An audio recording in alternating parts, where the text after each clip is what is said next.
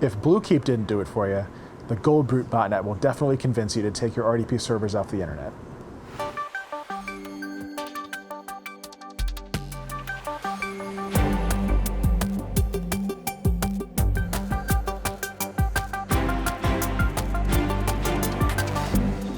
Hey Matt, how are you doing? I heard you had a good story about Goldbrute.net targeting basically RDP servers. Yeah, so this one is kind of interesting.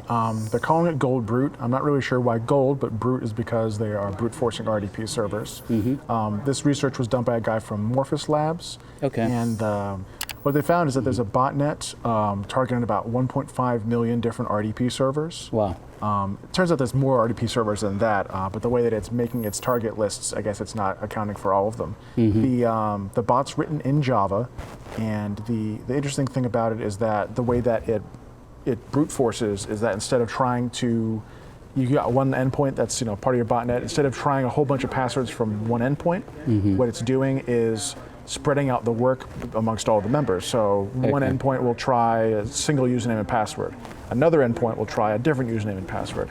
By doing that, they can get past any sort of rate limiting or checks to say, hey, is one IP address trying a bunch of passwords? Because no, in fact, they're all different IPs trying different passwords. So over time, they may still break into these RDP endpoints, which is kind of different. Another thing that's kind of weird about it that wasn't clear to me from the research is that the malware itself is a jar file, but it's running something called bitcoin.dll, which is not a DLL, and apparently doesn't have anything to do with Bitcoin. So I'm not sure what's up with that. But right now, it just seems to be building a large botnet of RDP vulnerable devices. It's a wake-up call. If somebody is already not hardened any of the RDP servers, this is the time to do it, because we have other vulnerability going around, which is Bluekeep. In the last couple of weeks, we've heard a lot about this Bluekeep vulnerability. Very recent RDP vulnerability in Windows boxes is not being used here. So it should be important to make the difference, because even though this is a RDP botnet and it is, building a large, botnet, that it's not targeting that that it's specific. not using that vulnerability. If it were, it would probably be much more effective, and it wouldn't have to try any passwords. But at this point, it is not doing that.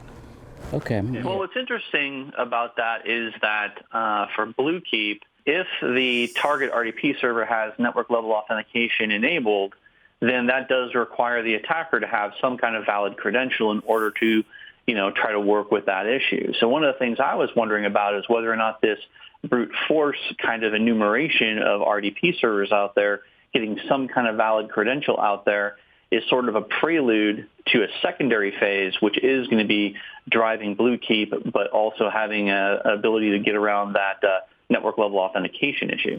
Good point. I think so. Actually, I was also looking at this. There's one interesting fact I noticed. Already you explained a little bit about that. This botnet, basically, it builds up to 80 vulnerable systems with RDP port open. I believe once it gets to that number, then and there actually it starting the brute forcing. Like as you said, host name, username, and password. Like each one actually tries once. Basically, even though one system is trying, they're actually trying 80 different password combinations. So that's kind of interesting, I felt. Like you said, they wanna beat the rate limiting as well as stay below the radar so that it's not tripping any security alerts. Right, that's true. So, I mean, if you wanted to detect it, it looks like they're only using one C2 server, and they're connecting over port 8333, which should be pretty unique. And if you're looking at your environment, you'll probably find this fairly quick. The other thing is, if you're exposing RDP to the internet, now is definitely a time. If Bluekeep wasn't enough to convince you to change your configuration, this botnet probably should be. So time to get your RDP off the internet. Definitely rethink that practice.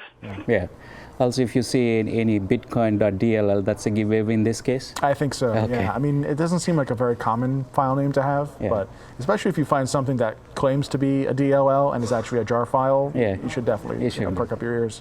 Oh, that's interesting. Okay. Thanks, Matt. Sure thing, guys. I think in general, it's a good idea for people to know what ports they're exposing to the internet, and that goes for things beyond RDP. If they have the knowledge to scan their own network or maybe check Shodan to see what ports are exposed on their IP, it's a good idea in general, and to do it repeatedly over time to see if anything has changed.